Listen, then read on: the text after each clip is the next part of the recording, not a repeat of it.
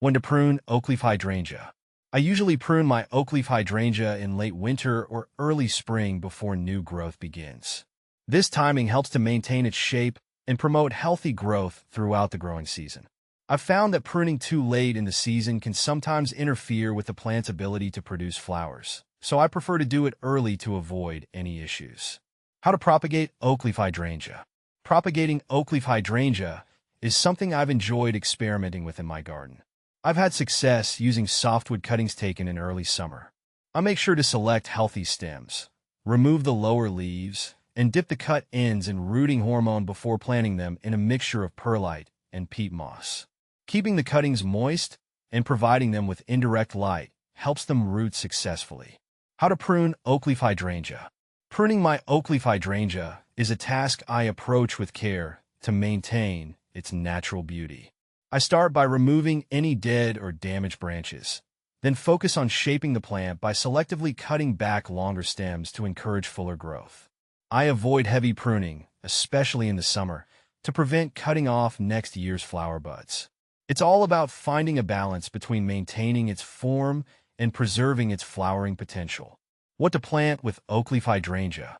In my experience, oakleaf hydrangea pairs beautifully with a variety of plants that complement its foliage and flowers. I've had success planting it alongside shade-loving perennials like hostas, ferns, and astilbes, which provide a lush backdrop and contrast in texture. Additionally, I like to incorporate spring blooming bulbs such as daffodils and tulips to add seasonal interest and color to the garden bed. Hydrangea. Thankfully, deer typically leave my oakleaf hydrangea alone in my garden. While no plant is completely deer-proof, I've found that the thick, leathery leaves of the oakleaf hydrangea seem to be less appealing to deer compared to other hydrangea varieties.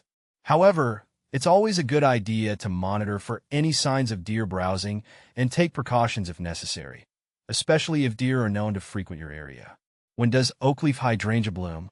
One of the highlights of growing oakleaf hydrangea in my garden is its spectacular bloom time, which typically occurs in late spring to early summer. I eagerly anticipate the arrival of its large, cone-shaped clusters of flowers, which start out creamy white and gradually fade to pink as they age. The blooms persist for several weeks, providing a stunning display that attracts pollinators and adds charm to the landscape. How big does oakleaf hydrangea get?